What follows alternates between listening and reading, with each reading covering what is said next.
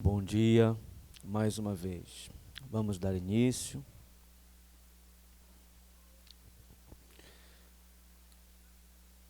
Em nome do Pai, do Filho e do Espírito Santo. Amém. Deixa a luz do céu entrar.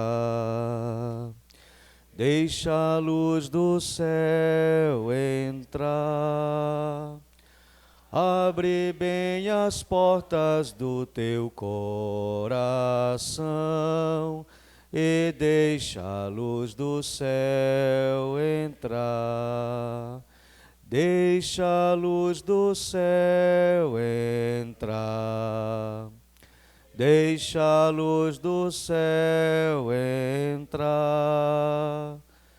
Abre bem as portas do teu coração e deixa a luz do céu entrar.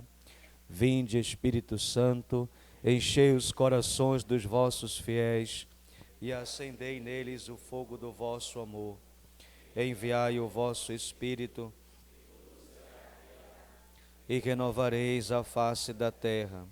Oremos, ó Deus que instruíste os corações dos vossos fiéis com a luz do Espírito Santo, fazei que apreciemos retamente todas as coisas, segundo o mesmo Espírito, e gozemos sempre de sua consolação, por Cristo Senhor nosso. Amém.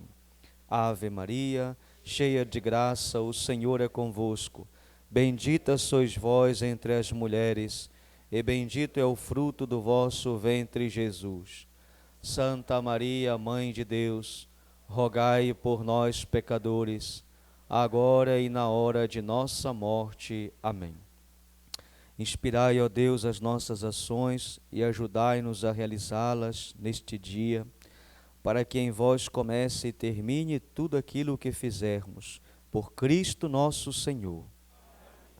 Em nome do Pai, do Filho e do Espírito Santo. Muito bem, antes de nós retomarmos aqui, eu gostaria de pontuar que, como sempre, todos os anos, o Padre David se coloca à disposição para a confissão, e já o tem feito. E algumas pessoas já têm nos procurado, o que é natural, porque nós estamos ouvindo a palavra, e a palavra nos provoca, nos questiona, e também provoca a conversão em nós, do coração. Então, como de costume, hoje nesta quinta-feira, à tarde, acho que umas 4 horas, Padre? Das 3h30. Das 3h30 até antes da missa, ali um pouquinho, mais ou menos, nós vamos nos colocar à disposição para atender as confissões daqueles que desejarem. E aí eu gostaria também de convidar os nossos irmãos sacerdotes aqui presentes, que possam nos ajudar também, os padres aqui presentes, para que as pessoas possam ter essa oportunidade, de escutando a palavra e também sentindo o desejo do sacramento da reconciliação, buscando o perdão de Deus, se reconciliarem, consigo mesmo, com sua própria história, com sua própria vida, e com Deus e com os irmãos. Então, a partir das 3h30, depois da meditação da tarde, quando terminar aqui, os padres podem, estiverem presentes, se colocar ali, naquela região da capela, do malocão, como de costume, para atender as confissões, em vista que alguns já procuraram, e aí a gente pode fazer até um pouco antes da missa, para garantir o acesso da confissão àqueles que desejarem.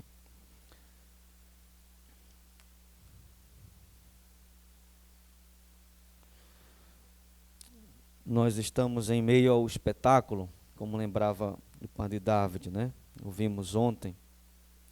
Tudo está, parece que chegando no ponto mais alto. Jesus continua sendo vítima de insultos, acusações, tratado como objeto, um dado interessante do nosso texto de ontem, que o padre David lembrava, né? De Pilatos para Herodes, depois de Herodes para Pilatos, né? Novamente. Eu ficava pensando, às vezes isso acontece conosco também. Quem de nós nunca passou por uma situação assim parecida, né? De ser jogado de um lado para o outro. Isso acontece normalmente quando a gente passa por um problema de saúde, ou então a gente busca algum serviço público, alguma coisa desse tipo. Não sei se dá para compreender bem. Mas eu me lembro de algumas situações já, né, na minha vida, também na minha família, e também acompanhando o povo de Deus, né? Quantas vezes, né, mães, pais, vêm conosco, olha, padre, meu filho, minha filha, está já 2, 3 meses nesta situação, né, para lá, para cá. Eu ficava pensando nisso, né?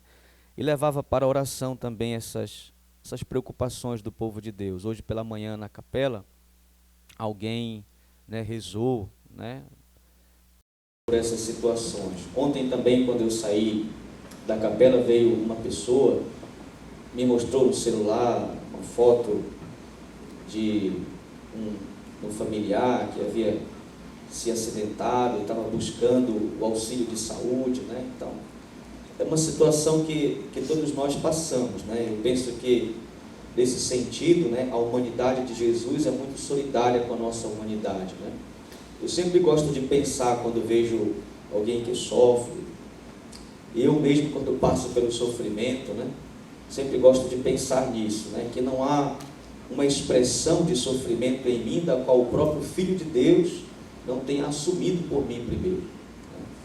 Sempre gosto de pensar isso, porque às vezes a gente é levado a pensar um pouco daquilo que o padre David falava, que Deus não é que se importa muito conosco, alguma coisa assim, e basta a gente olhar para a vida de Jesus, que a gente percebe que é pelo contrário, né? Na verdade, Ele se importa muito conosco, e não há nada que nós já passamos na nossa vida da qual Ele, por primeiro, não quis, né, de sua própria liberdade, sofrer na própria carne, né? A rejeição, por exemplo, né? Ser jogado para lá, para cá, tratado como objeto, né? Então eu fiquei pensando nisso. Também gostaria de destacar 2 figuras importantes aqui, né? Que é Pilatos e Herodes, né? Que aparecem aqui. E eu coloquei assim eles como sendo 2 esferas do poder. O padre David começou a reflexão falando do poder político, do poder cultural, do poder religioso, né? Um pouco, né, nos contextualizando nessa dimensão. E novamente aqui aparece estas 2 figuras que são expressões do poder, vamos dizer assim. Nesse caso, do poder político, né? Se tratar do governador e do rei. Pilatos sabia que Jesus era inocente, o texto diz, né, que podia inclusive livrá-lo da morte, né, mas não fez. Eu pensava, meu Deus, quantas vezes eu sei que tenho de fazer uma coisa e não faço. Eu sei que tenho de fazer uma coisa e não faço. Eu sei que preciso fazer aquela coisa e não faço.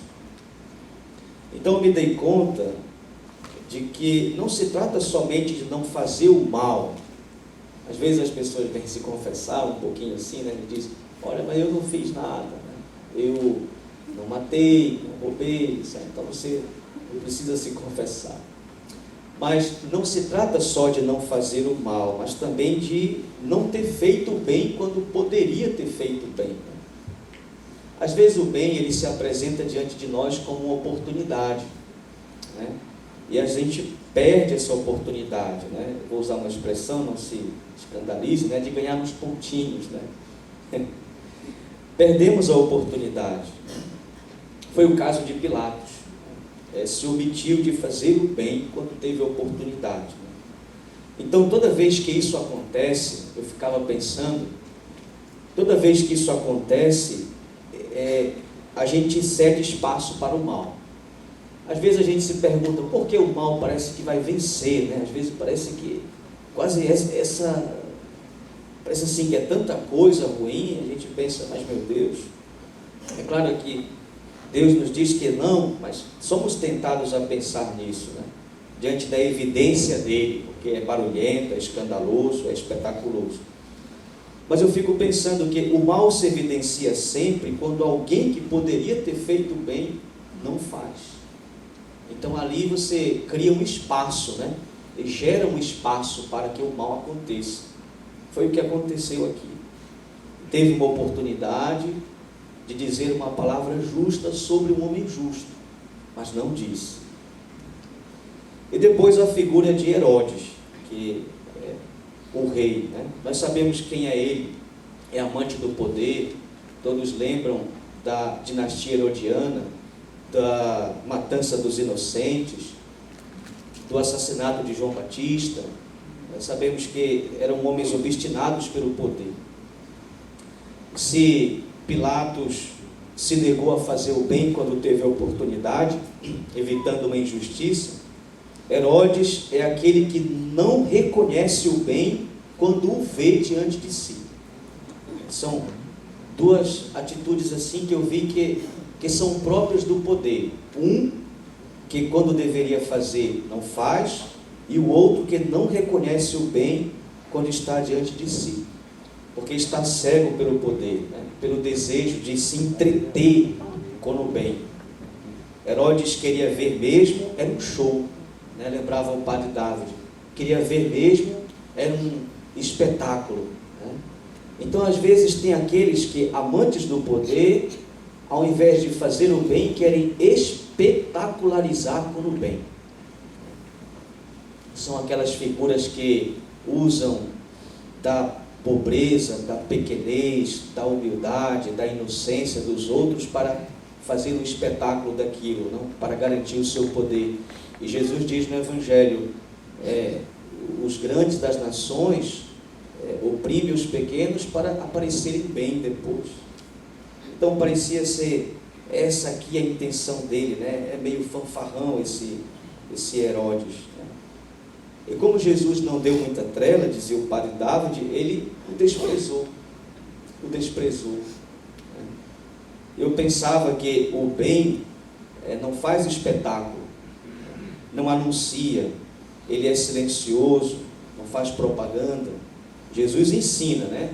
Que a tua mão direita, a tua mão esquerda não saiba o que fez a tua mão direita. Então, essas duas figuras, né? Um não faz o bem, o outro não reconhece o bem porque quer fazer espetáculo com o bem. Então são duas esferas do poder que acompanham. Eu pensei um pouco sobre isso, rezava sobre isso. Muito bem, muito obrigado. Agora, enquanto você estava falando das pessoas que, quando se confessam, começam dizendo: eu não matei, eu não roubei. Eu me lembrei de um padre, meu amigo, que ele dizia para mim: quando as pessoas começam desse jeito, eu comento sempre dizendo: os mortos também. Os mortos não matam, os mortos não roubam, mas estão mortos. Eles não sabem, mas estão mortos. Ou seja, nós estamos vivos quando nós amamos, quando nós fazemos o bem. Se eu não fizer o bem, eu já estou morto do ponto de vista espiritual.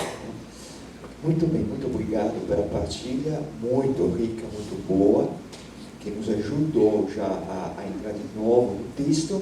E agora nós vamos dar continuidade, justamente na linha do que o Padre Giovanni estava falando, porque nós vamos ver como é que acabou o processo de Jesus diante de Pilatos.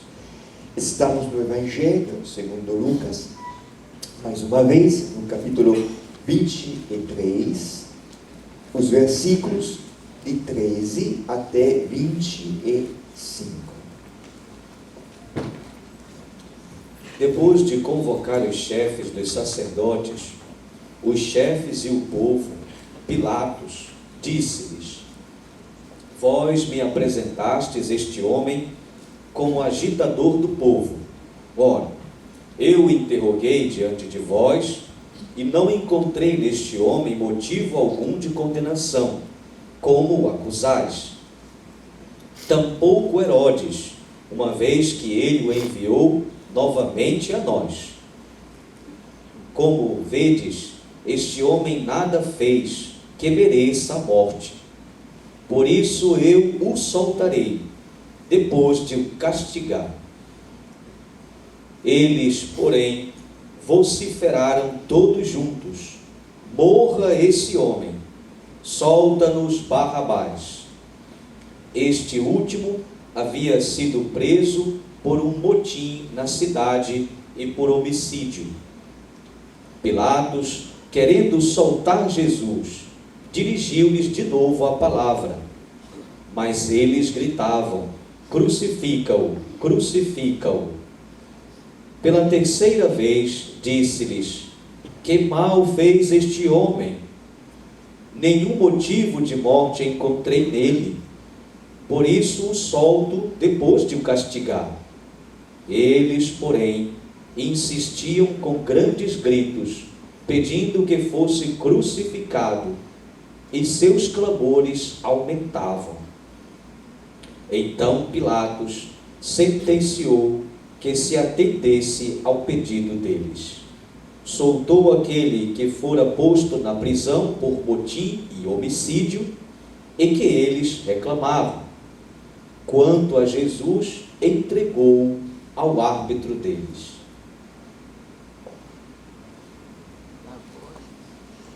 O texto é muito rico em detalhes, em particulares. Aliás, todo o conto da paixão, vocês perceberam que o Evangelho conta a vida de Jesus em poucos capítulos, mas quando chega no final, quando chega na paixão e na morte de Jesus, o Evangelho anda mais devagar, se detém sobre todos os detalhes, quer que a gente entre mesmo na situação, naquilo que aconteceu. Então temos muitos capítulos, muitos trechos sobre esses últimos dias da vida de Jesus. E nós também temos que nos deter sobre esses detalhes para podermos compreender mesmo aquilo que aconteceu. Bom, vamos então entrar no texto, tentar imaginar a situação. Depois de convocar, então, acabamos de lembrar que Jesus foi entregue a Herodes e voltou a Pilatos. O que é que Pilatos agora vai fazer? Ele convoca. Pilatos quer fechar o processo, encerrar o processo. Viu que não deu em nada, Herodes entregou Jesus de volta e agora parece que ele perdeu a paciência, quer mesmo fechar, encerrar o processo. Então ele convoca. E prestem atenção, ele não convoca só os chefes dos sacerdotes e os chefes, mas o povo também. Até agora nós vimos no Sinédrio os chefes dos sacerdotes e os chefes dos escribas. Depois se fala de uma multidão que foi até Pilatos, e se fala que se achavam com Herodes também, de novo, os chefes, os sacerdotes e os escribas. Aqui, agora, a novidade é o povo. Pilatos faz questão de convocar o povo. Por quê? Bom, o texto não explica, mas nós podemos imaginar, Podemos imaginar que, enquanto Jesus foi levado até Herodes, Pilatos procurou saber um pouco mais quem era esse Jesus. E Pilatos deve ter descoberto que esse Jesus era uma pessoa muito amada pelo povo. E sendo que ele sabia que Jesus era inocente e queria soltá-lo, eu imagino que Pilatos convocou o povo para conseguir o apoio do povo. Vou tentar soltar Jesus, o povo vai me apoiar. Sendo que os chefes dos sacerdotes e dos escribas, ao contrário, queriam mesmo condenar Jesus. Então ele convoca e diz-lhes. Aqui Pilatos resume tudo aquilo que foi feito até aquele momento, ou seja, todo o processo.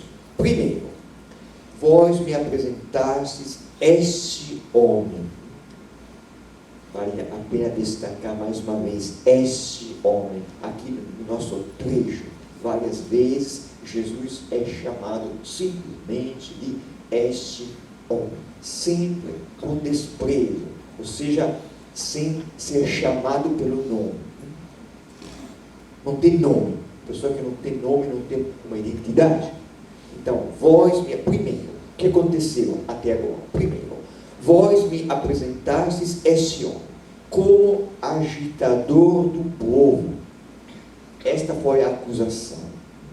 Pilatos é bem esperto, o governador é um político, ele resume logo tudo aquilo que os sacerdotes e os escribas falaram, que Jesus tinha impedido que se pagassem os impostos, que Jesus tinha tentado subverter a nação, que Jesus tinha tentado também sublevar o povo. Pilatos resume tudo, dizendo, a acusação foi que Jesus é um agitador do povo. Esta é a acusação. Segundo, ele destaca, ora, eu o interroguei diante de vós. Ou seja, eu fiz o processo. Eu interroguei, assim como eu deveria ter feito. E Pilatos faz questão de dizer diante de vós. Ou seja, eu fiz tudo de uma forma transparente, às claras, nada às escondidas. Vocês sabem muito bem aquilo que eu fiz. Eu interroguei. Terceiro, a conclusão. Eu não encontrei neste homem, não encontrei motivo algum de condenação, como o acusais. Então, para mim, ele é inocente. Já tinha falado antes, que o padre Giovanni lembrou agora, ele de novo repete. E acrescenta, tampouco Herodes, uma vez que ele o enviou novamente a nós. Então, Herodes também reconheceu que Jesus não fez nada, é inocente. E aí, de novo, ele repete. Este homem nada fez que mereça a morte. Antes falou, eu não encontrei motivo algum de condenação. Ele sabia que a condenação que os sacerdotes, escribas queriam era a condenação à morte. Então ele agora fala, deixa claro, eu não encontrei nada, ele não fez nada que mereça a morte. Já lembramos ontem, os judeus não tinham o poder, o sinédrio, o tribunal dos judeus não tinha o poder de condenar à morte ninguém. Esse poder era dos romanos. Então foi por isso que eles entregaram Jesus, porque eles queriam mesmo a condenação à morte.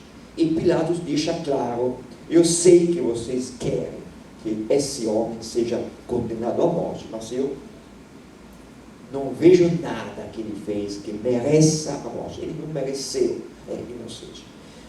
Bom, então a gente espera que agora, depois de todas essas palavras, qual será a conclusão? Bom, por isso eu vou soltar Jesus. Não? Mas olha o que ele fala. Por isso eu o soltarei, depois de o castigar. E já aqui a gente estranha. Por que depois de o castigar? Castigar quer dizer flagelar. E a flagelação, o flagelo,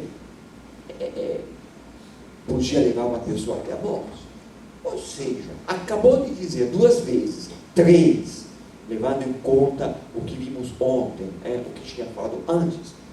Acabou de dizer que é inocente, que não fez nada que merece a morte, mas eu vou castigar. E já aqui nós percebemos que o poder, ou seja, quem tem o poder tem muita dificuldade em fazer o bem. Mesmo querendo, o poder acaba fazendo mal. Porque Pilatos concluiu dizendo, bom, vou castigá-lo. Porque ele não é livre. ele precisa, de certa forma, agradar essas pessoas. Se ele decepcionar os chefes, as autoridades, ele vai perder o apoio deles. Ele precisa manter o controle da situação.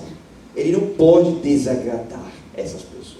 Então ele tenta uma saída no meio entre a libertação de Jesus e a condenação. Ele tenta um caminho no meio, uma saída, ou seja, eu vou soltar, mas para agradar vocês vou castigá-lo, mesmo que ele não tenha feito nada que mereça isso. Olha a justiça dos homens, como ela é. E aqui tem um versículo 17 na Bíblia de Jerusalém, não sei na Bíblia de vocês, que está entre parênteses, porque na nota de rodapé tem um versículo a mais. O que significa? Significa que não se encontra esse versículo 17 em todas as versões do Evangelho segundo Lucas, as versões antigas. Algumas colocam esse versículo, outras não. Mas é um versículo que ajuda a entender o que está acontecendo, porque é um versículo que lembra o costume que tinha naquela época, que o governador ia soltar um preso em ocasião da Páscoa. No Evangelho segundo Mateus, este costume é lembrado mesmo no texto. Então, chegando a esse ponto, o que acontece? Acontece que todos, povo, inclusive os chefes, sacerdotes, escribas, que estavam lá, lembrando desse costume de o governador soltar um preso por ocasião da Páscoa, começam a vociferar, todos juntos: morra esse homem, solta-nos Barrabás. Bom, eles começam vociferando, vociferar, eu gostei dessa palavra, ou seja, todo mundo começa a falar, todos juntos, o que eles falam? Morra esse homem, morra. Pilatos tinha acabado de dizer: eu não vejo, ele não fez nada que mereça a morte, eu sei que vocês querem que ele morra, mas ele não fez nada. E eles destacam de novo: não, morra esse homem, todos juntos vociferando: solta-nos Barrabás. Quem é Barrabás? O texto destaca duas vezes, inclusive aqui e depois no final do nosso trecho mais uma vez, que era uma pessoa, ele era preso por causa de um motim na cidade e por homicídio. Ou seja, eu fiquei pensando, esse homem era um verdadeiro agitador do povo. Ele sim era um agitador do povo, não Jesus. Talvez, nós não conhecemos a história dele, talvez fosse um zelote, ou seja, um membro daquele partido que tinha em Israel, que procurava lutar contra os romanos. Então, ele sim era uma verdadeira ameaça para os romanos. Jesus não. E presta atenção também na estratégia ardilosa, astuciosa, aqui dos esperta mesmo, dos chefes que estão pedindo a libertação de Barrabás contra Jesus, que Jesus seja preso. Por quê? Porque o costume que tinha, como eu falei, era que o governador libertasse um dos presos. Então, entre Jesus e Barrabás, nós queremos Barrabás. Sim, mas tem um porém. Jesus ainda não tinha sido preso. Quero dizer, tinha sido preso, mas não tinha sido condenado. A escolha tinha que ser entre os presos, os condenados, não entre um inocente e um homicida. Ou seja, o inocente tem que ser solto, tem que discutir, tem que escolher. Vou prender um inocente ou um bandido? Essa não é a maior questão. O bandido é um homicida, fez alguma coisa, é um assassino. O inocente tem que ser solto. Então, eles falam do costume do governador de soltar um preso, mas estão escondendo a verdade. Ou seja, o fato de que Jesus é inocente. A escolha tem que ser entre dois acusados. Mas um detalhe interessante é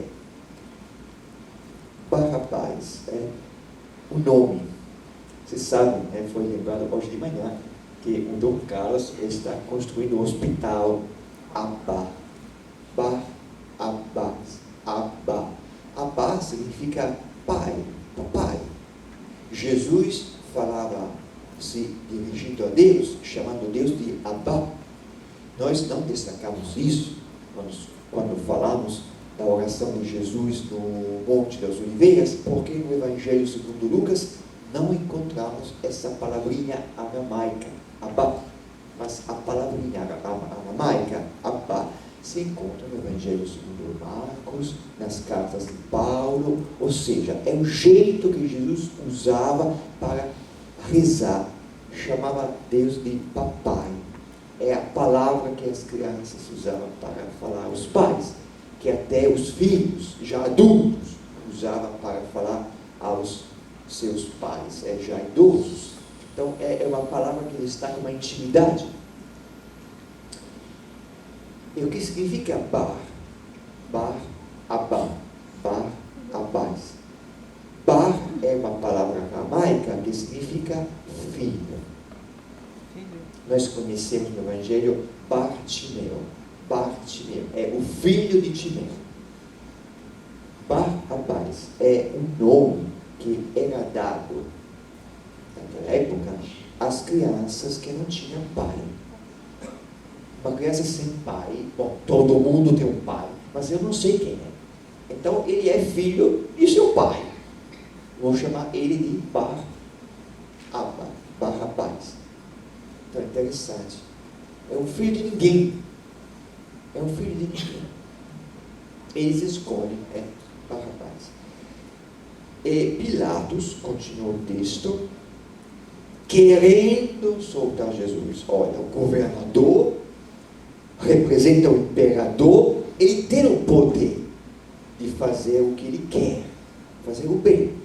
E o texto deixa claro, querendo, mas nós sabemos que ele não consegue.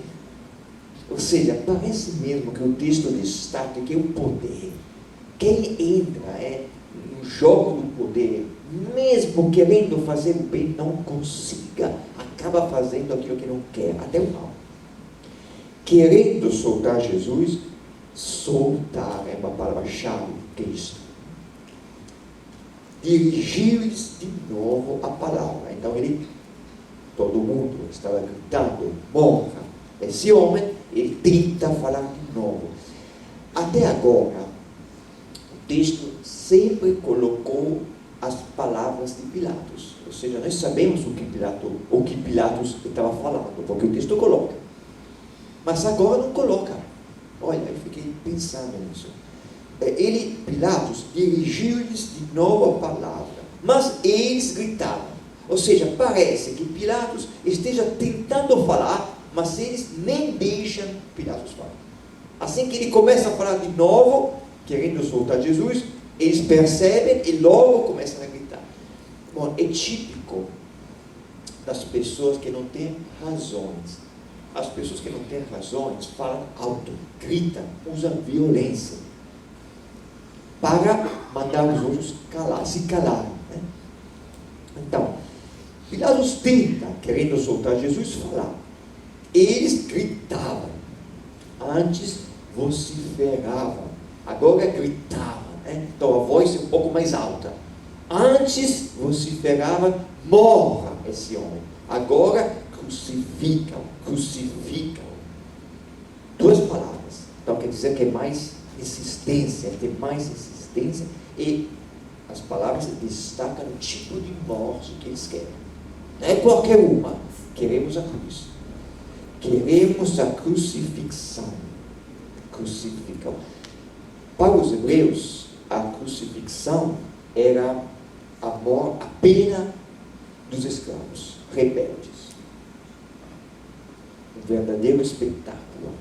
Todo mundo tinha que ver o que ia acontecer àqueles que se atreviam a questionar os romanos. Ia ser colocado numa cruz.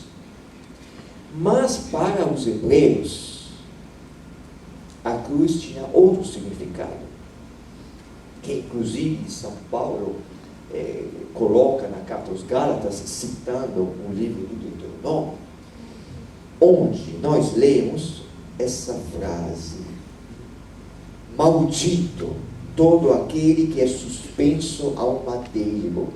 Ou seja, para os hebreus, a cruz é uma maldição.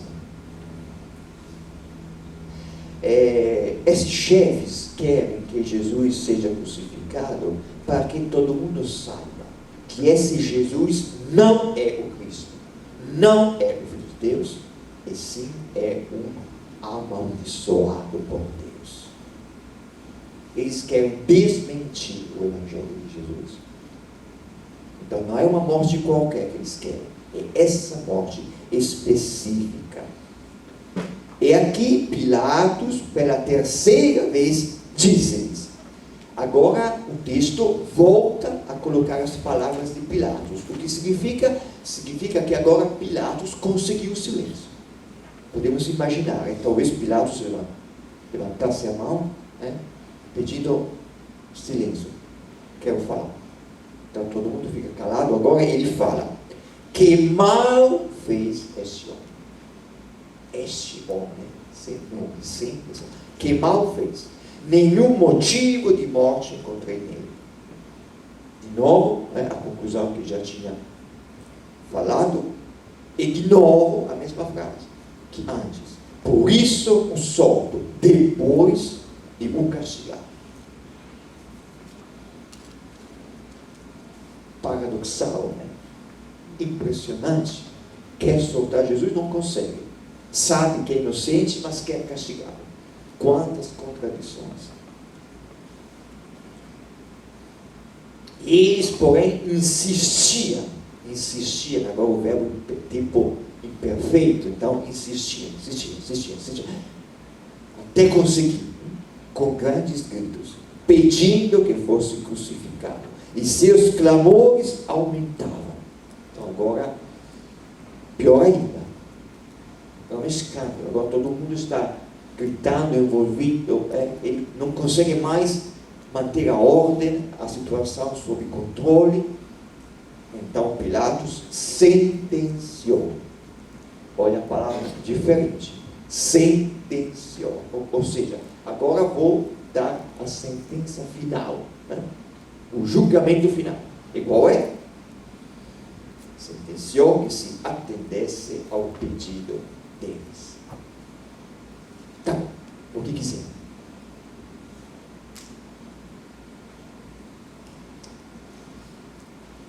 Soltou.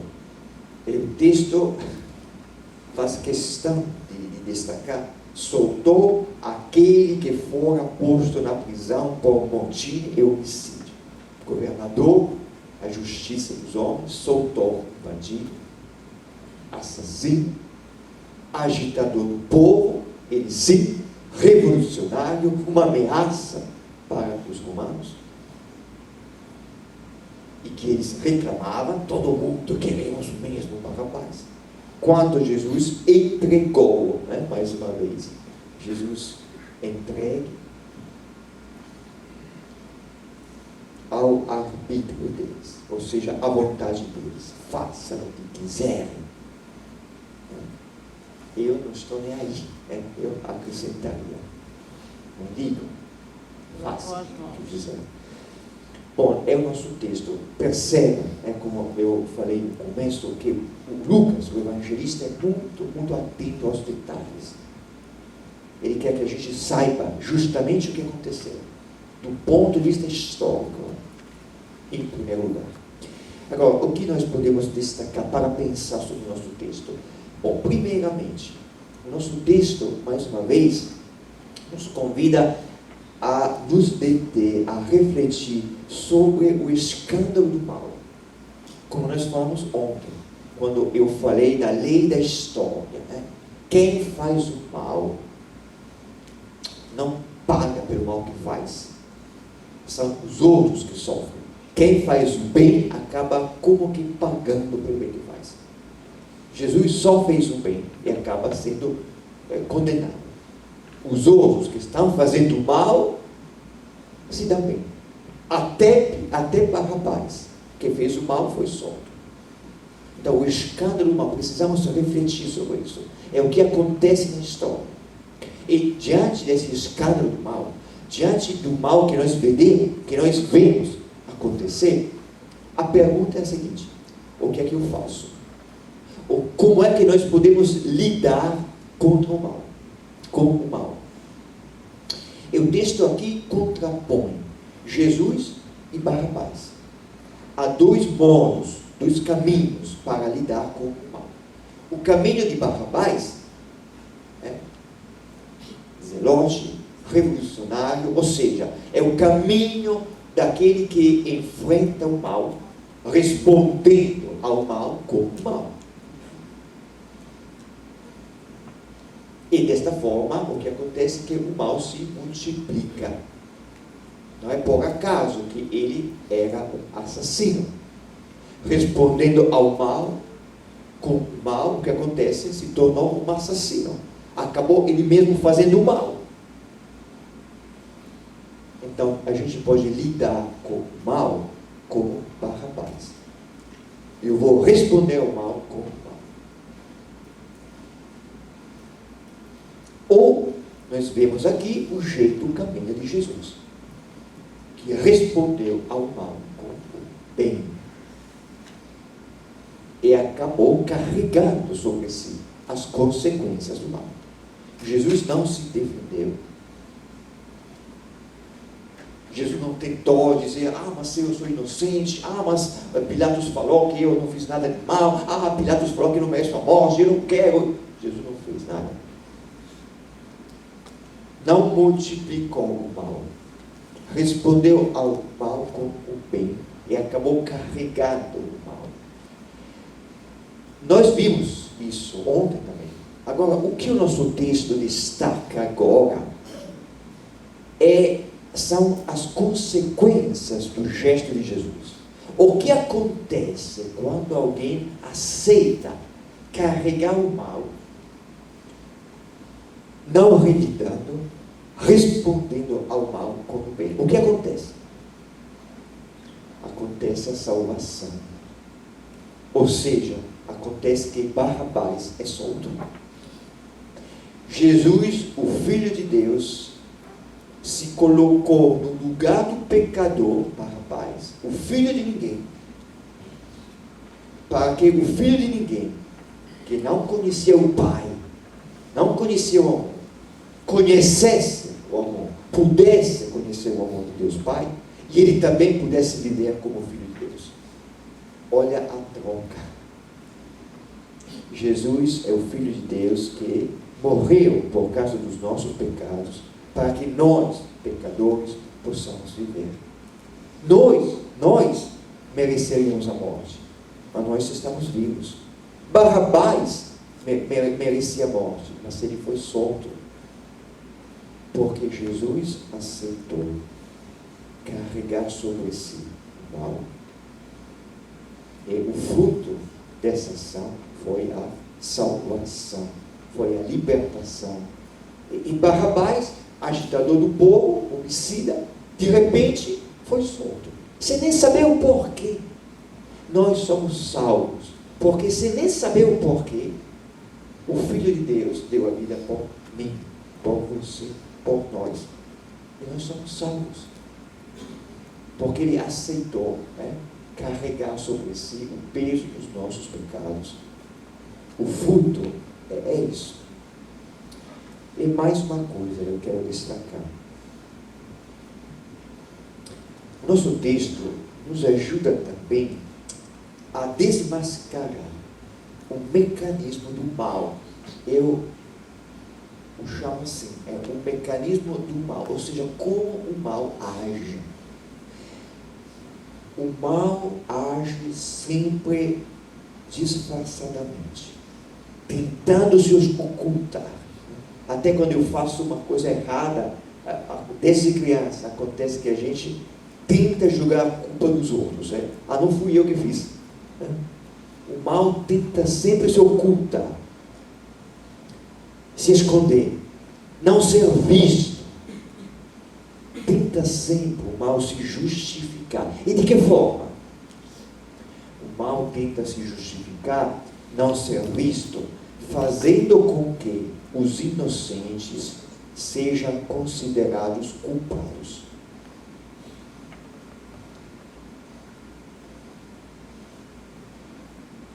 O mal tenta se esconder, dizendo, bom, eu fiz o mal, mas afinal ele merecia. É culpado, tem uma culpa aí. O mal sempre tenta se esconder, para não ser visto. O mal tenta sempre identificar uma pessoa como se ela fosse culpada por tudo que acontece. A culpa é dele, temos que tirá-la. É assim que o mal age. O nosso texto, como vocês perceberam, e eu fiz questão de destacar, o nosso texto ressalta, várias vezes, que Jesus é inocente, inocente, inocente. Ou seja, e quem falou isso foi Pilatos. Não foram os cristãos que defenderam Jesus. Os apóstolos que foram lá dizendo, não, Jesus. Não, foi Pilatos. Ou seja, o nosso texto faz questão de dizer que Jesus é inocente, desmascara o mecanismo do mal, não deixa que o mal consiga identificá-lo como culpado. Porque se uma pessoa é culpada, está sofrendo, mas a culpa é dele. Sofre, mas afinal a culpa é dele, ele que fez o mal. Mas sempre temos que prestar atenção, não cair nesse engano de pensar, bom, a culpa é dele, está sofrendo, a culpa com certeza é dele. Então é tirar ele, é só tirar ele. É ele que é responsável pelo mal, ele que é o culpado. E nós sempre caímos nessa tentação, todas as vezes que a gente contrapõe. Sabe naquela conversa, quem contrapõe os homens do bem e os bandidos?